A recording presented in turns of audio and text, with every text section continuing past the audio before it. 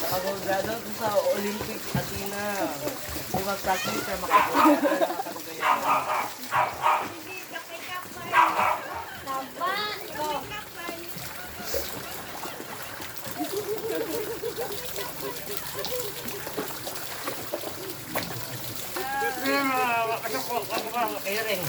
Nanghihila.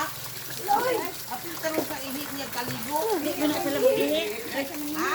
Hindi na sila mag-ihi.